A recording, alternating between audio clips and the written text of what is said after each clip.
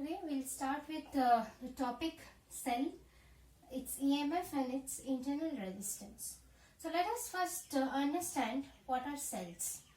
Cells are actually a device, electrolytic cells are a device which constantly produces current or which constantly able to maintain a potential difference, which in turn constantly maintains a flow of current. So electrolytic cells are generally made up of two electrodes. The two, generally it is made up of certain metals, and these two rods, metal rods generally, are dipped inside a solution. Many times this can be something else also, not necessarily a kind of liquid, but this solution we call it as electrolyte, and these two rods are called as electrodes. So what happens when these metal rods come in the contact with this electrolyte? They have certain chemical reaction going on between them, and there would be the flow of charges. One particular rod will lose many electrons when it is reacting with electrolyte. As it loses electrons, it gains very high charge, and that's how it becomes, the potential of this electrode becomes very high, and we call it a positive potential, and this electrode may be called as the positive electrode. So this electrode, we name it as P because it's a positive electrode. It is in a higher potential. The potential is high because there are a lot of positive charge, and these positive charges are this electrode has got so many positive charge because it has lost lot of electrons while reacting with this electrolyte. Similar way, this particular another electrode is being taken in a way so that it loses lot of it gains lot of electrons, and that's how it gains lot of negative charge, and it is in a negative potential compared to the electrolyte, and that's how we have named it as a negative electrode. So generally, when this kind of situation happens, suppose the electrolyte is in a particular potential, the positive electrode is generally in a higher potential, which is termed as V plus, and the negative electrode is in a lower potential, which is termed as V minus, and therefore totally there is this huge amount of potential difference. And when there is a potential difference between the positive and negative electrode, if you try to connect them or join them with any kind of conductor, definitely the electron or current electricity would flow from positive electrode to negative electrode. So if you connect it from outside the cell with a any kind of conductor, suppose I have a conductor with a resistance R, and I am connecting the positive electrode and the negative electrode, then current starts to flow in this particular direction. So generally what happens, this electrolyte, this kind of setup produces a flow of current, and this setup is called electrolytic cell, and they are a source of constant flow of current. So now let's see what happens. Suppose I have this electrode and I connect it with a conductor. The positive and the negative electrodes are connected with a conductor. This conductor has resistance. Suppose this resistance is R, and I amount of current is flowing through it. So what happens is, as this starts to flow, as there is this potential difference in them. So suppose I have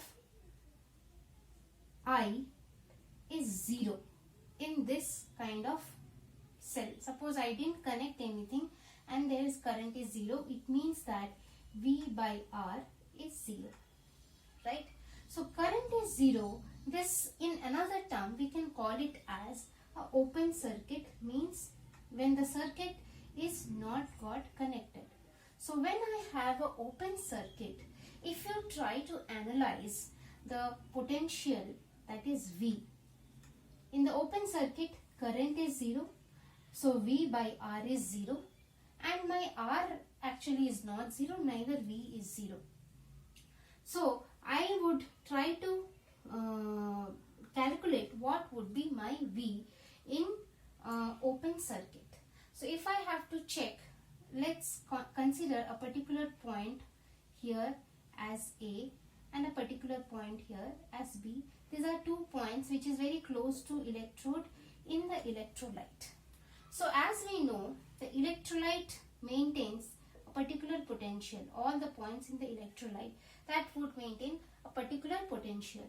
But the positive electrode, suppose the point P, if I say this is the positive electrode, which is in a higher potential, that is V plus, and the negative electrode, suppose a point N I call, this is in a very low potential, V minus. So if I have to calculate the potential, I can tell the potential of the circuit would be in a way that potential from P to A plus potential from A to B plus potential from B to N.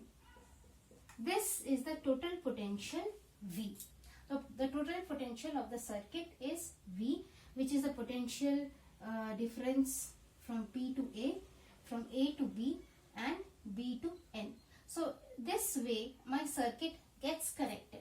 So as we know, the P to A, this potential difference is V plus. I have shown you this difference in this diagram, V plus. A to B, there is no potential difference, it is 0, and my potential difference at B to N is V minus, right?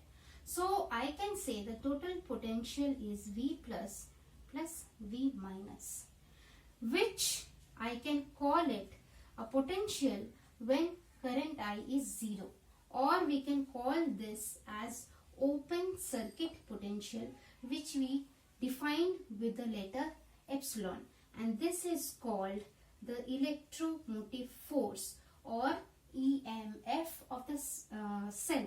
This EMF is nothing but the potential of the cell or the potential difference of the cell when the circuit is not connected, or the potential of the cell in a open circuit case.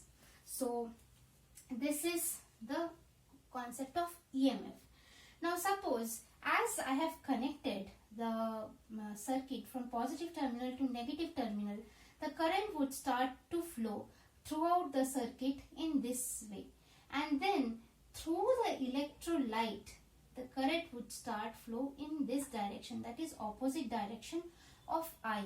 So the current flow will be from negative electrode to positive electrode, and that's how there is a constant current flow in the loop. There is a closed circuit that has been connected, and there will be a constant current flow, and this electrolyte will provide a certain small resistance for the current to flow. If the current flows here I, and the resistance given by the electrolyte R, this R is called the internal resistance of the cell. This is called the internal resistance of the cell, which is, you can tell, as the resistance given by electrolyte. So we have learned a very important term. We have learned what are cells, we have learned what are electrodes, what are electrolytes, what is the potential difference given by the cell, what is EMF, and what are internal resistance.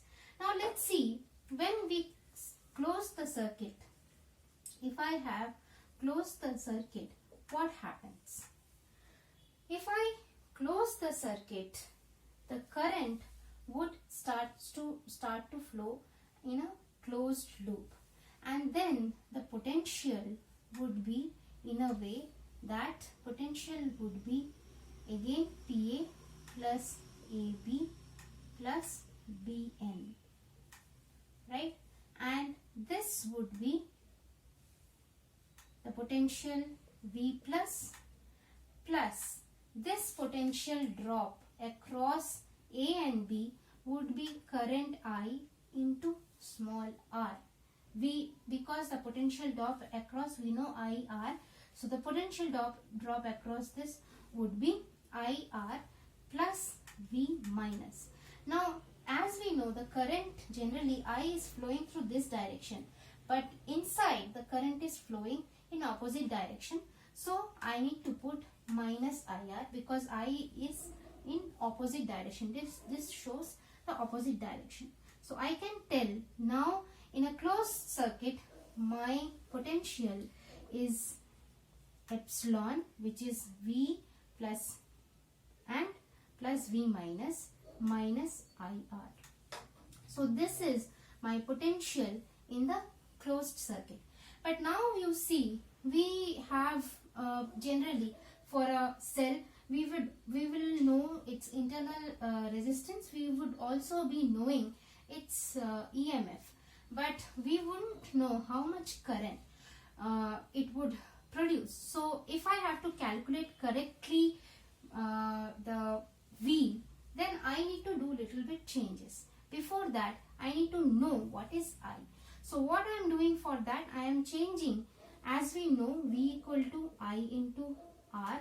That is, here the potential is I into R. So I am substituting this in this relation. So IR is equal to epsilon minus I small r. Or we can also tell IR plus R is epsilon, or the current that we have found is epsilon by R plus R. So from here, as we would know how much resistance would we put in the external circuit, we would know what is the internal resistance of the cell, we would know what is EMF or this cell, and with this known factor we can very easily calculate I. And now if I have to know what is the potential, then we already know V equal to IR, and in this place we just substitute this formula, that is E R plus R into R. So this becomes my open circuit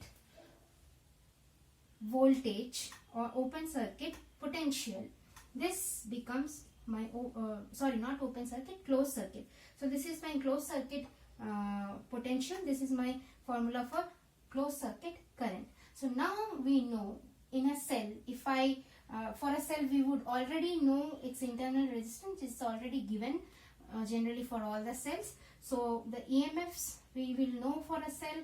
For a particular cell, the internal resistance would be given, and from there we will very easily calculate what would be the current flow through a cell and what will be the potential that this cell can give us when we connect a certain amount of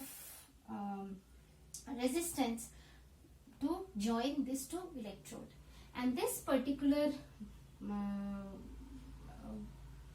voltage or this particular potential, we call it as terminal potential. We call it as terminal potential. So in this we have learned in an open circuit how a cell would behave when we join or when we connect this circuit, how a cell would behave, how to calculate current, how to calculate the potential.